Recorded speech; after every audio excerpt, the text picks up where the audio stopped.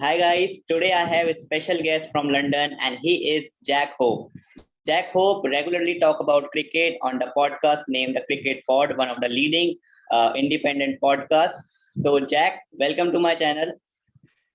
Hi, how you doing? Yeah, I'm happy to be here. Thanks for giving a shout out to the podcast at The Cricket Pod on Twitter and Instagram if you want to join in the fun. Yes, sure. Okay, so guys, Jack is going to review first test match between India and England, recently concluded, which ended up as draw. But he will also preview second test match, which is starting from 12th of August at Lords. So Jack, are you ready? Whenever you are, yeah. Okay. So starting with the toss, England won the toss and decided to bat first. It was a no-brainer. But when India's team was announced, playing 11 was announced, they said we are not playing Ashwin. So many people were shocked to see that. Many people said it's a good decision. Some said it's bad decisions. What was your take on this? So if I were India, I'd probably have played Ashwin. I think he's in their best team. I can see why they'd maybe want to go with four seamers though, given the conditions at Trent Bridge and the history there. I mean, traditionally spin has fared less well than pace. So I don't think it was, necessarily a mistake. I think it was a strategic decision. I think you'd probably say as well, the way the match turned out, it wasn't a bad call. I don't think they missed Ashwin. And I think if there had been a fifth day of play, that India were 70 or 80% favourites to win that match. So, look, I always want to see Ashwin play. I mean, you want to see the best players in the world play cricket as often as possible, right? And Ashwin certainly is. He's one of the greatest of all time. And Shardul Thakur definitely is not one of the greatest of all time. But for that, that particular decision, I think it could have gone either way. And I understand why India did what they did. Okay, so now talking about England's top order, they have Dom Sibley, Roddy Burns, and Zach Crawley. All of them are struggling. I would not say that Dom Sibley is struggling. He's just not converting his good starts, slow starts, or I would say. So, what is your take on these three players, Roddy Burns, Zach Crawley, and Dom Sibley? So I think Rory Burns is good enough. He has scored a few international centuries now. I think it's 3 or 4. His average is slightly higher than the other two. I think he is a slightly more proven player than the other two. Next down the order, Dom Sibley. I think, again, he's got a couple of international centuries. I think he's got a game that sort of works. His problem is obviously fluency. And I think it's probably easier to fix a problem of fluency than it is to fix a problem of poor batting. And that brings us on to Zach Crawley, who of the three, I think is quite clearly the least capable player. He averages 11 since his, we have to say, freakish score against Pakistan last year. He, probably shouldn't be there. However, England are in a situation whereby they've invested quite a lot of time and effort into coaching and having him in the team. And if they're to drop him at this point, it's a little bit like admitting they've made a mistake for a couple of years here. So they're between a rock and a hard place. It's going to be embarrassing if they drop him. Because he won't come straight back into the team because he's been too poor, and it's a problem if they pick him because he probably isn't up to international cricket. So that's the conundrum they have. I mean, it sounds like the coach this week, Chris Silverwood, has made a decision to bring Hasib Hamid into the team. Who that's for, whether it's for Dom Sibley or Crawley, it definitely won't be Burns. We don't know yet. All of the data suggests it should be Crawley, though.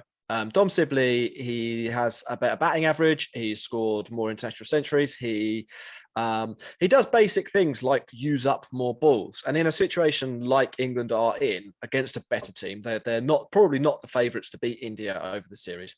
Having a player in your side who uses up a lot of deliveries, what they do is increase the chance of you getting a draw out of that game. Now, if you expect to lose, then getting a draw is obviously a positive result. And thinking along those lines, it's very clear that Dom Sibley adds value beyond just the average of 30. And as you say, he faced 203 balls and he scored 46 in the last test over both innings. That's quite a few more runs than Zach Crawley, and it's certainly so it's a lot more balls. It's 100 more balls, and we shouldn't make light of the fact that using up those balls does make it easier for the middle order to score runs as well. I mean, Joe Root batted with Crawley for quite a long time on that fourth day morning, and I think probably Crawley being there did make his life easier. Okay, so now talking about their five. Okay, talking about their 5, 6, 7. They have Bestro, Lawrence, and Dan Butler, and then Sam Curran. But I think that they should bat Sam Curran up the order with Ben Stokes and Chris Wokes are not part of this team. And now Moeen Ali is also coming in the team. So where do you see seeing him playing? And do you think Sam Curran should bat up the order? Well, if they're going to bring Moeen Ali in, I suspect that means they're going to drop Dan Lawrence, and so I would imagine that England's 6, 7, 8 for this test will be Butler, Curran, and Butler, Moeen, Curran at 8 still. I would be very surprised if Moeen doesn't play. I think it would be strange for them to take him out of the 100. He's a captain of the Birmingham Phoenix. He scored, 60 last night for them. It would be very strange for them to take him out of that environment, bring him into the test side, and then make him carry the drinks. It almost certainly is a decision to bring him in because they feel like they need a spin option for the next test. And Moeen Ali obviously adds value with the bat as well. I mean, I think this kind of decision though it's an example of how England's strategic thinking is flawed. Why is Moeen Ali the solution after one test where England have scored nearly 500 runs, by the way, but wasn't part of the solution last week? And until they can answer that question, then they'll continue to lurch from crisis to crisis, and they'll continue to pick the wrong players. I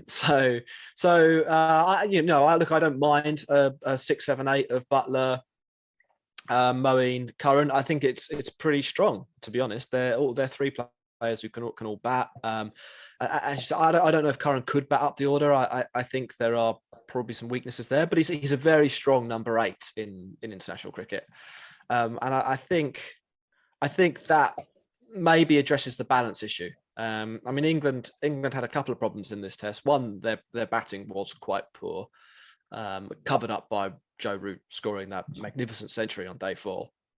But 2, they only had 4 bowlers, and their 4th bowler was Sam Curran. Now, Sam Curran's not, as 4th bowlers go in international cricket, is quite a bad one.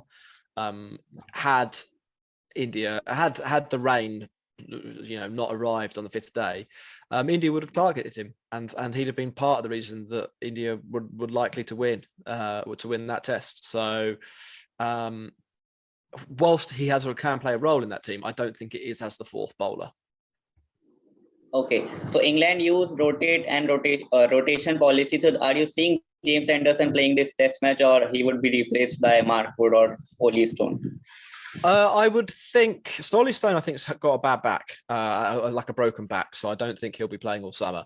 I think that Anderson, I suspect that Broad too will both play at Lords. I mean, the last time India played at Lords, Anderson's match figures were 9 for 46, I think, or 9 for 43. So he'll be looking forward to playing him there. I think at the other end, Broad picked up 6 or 7 wickets for the match too. I also think that because of the rain affected nature of the first test, both of them are coming into this Lord's test with significantly fewer overs bowled than they would have expected to. So from the point of view of rest and rotation, there's less need to. They might as well play their best team again, because I think after this test, there is actually a little bit of a break. Had they had to bowl more overs in the first test, I think at least one of them would have dropped out, but that isn't the case.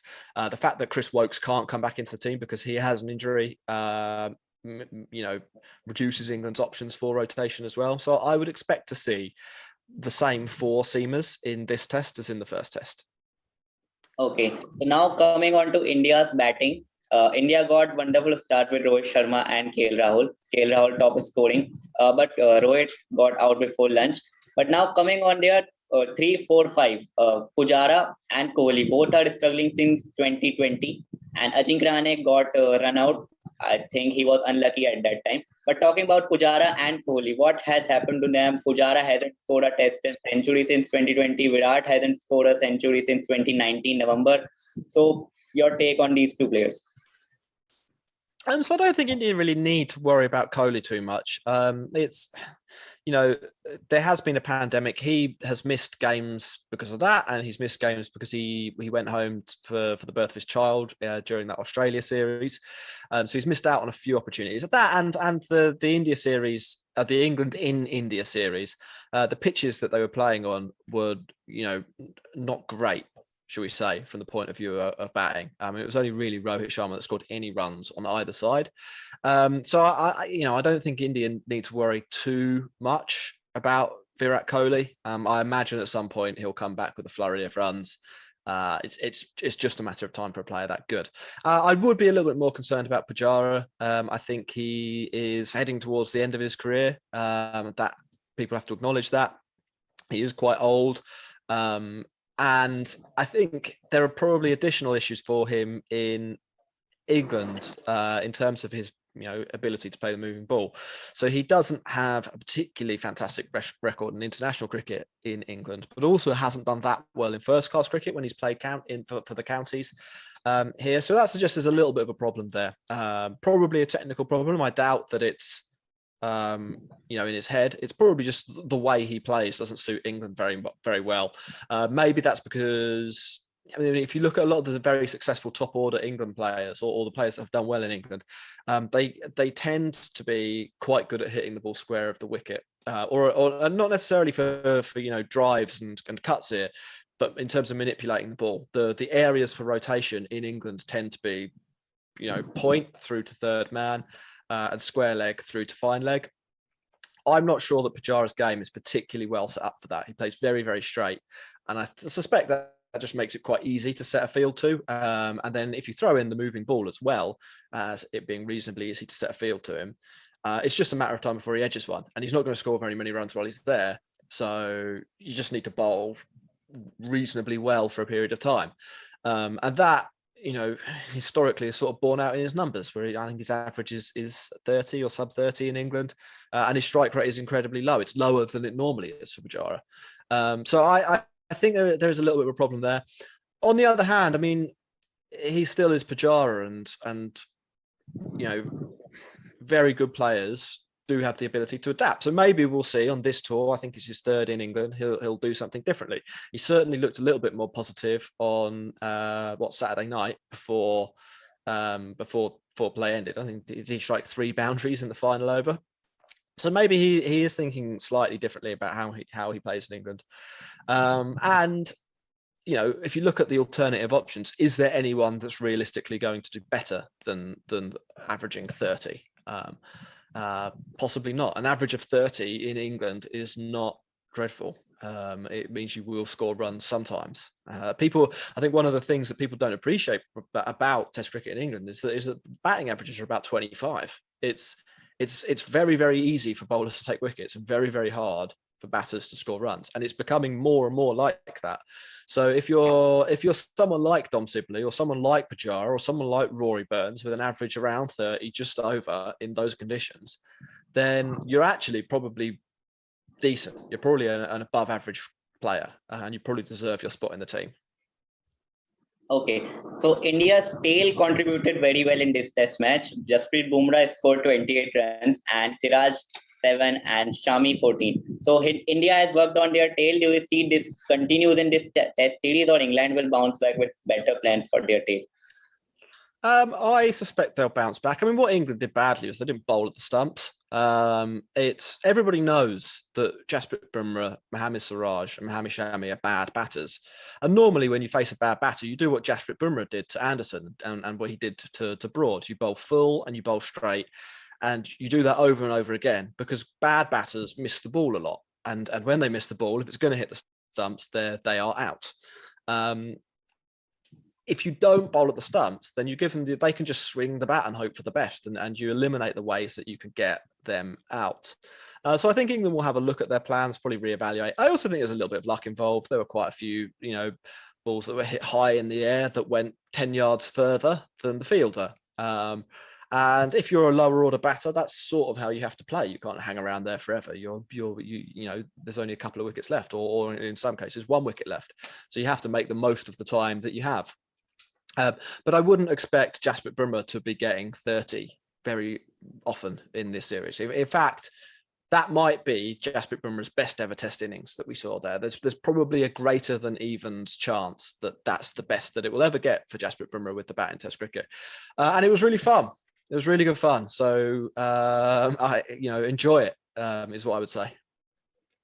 Okay, so now moving on to second Test match, which is all set to happen on 12th August at Lords. So last time when India played at Lords, they made a big blunder by playing Kuldeep Yadav as their only spinner. I think you remember that.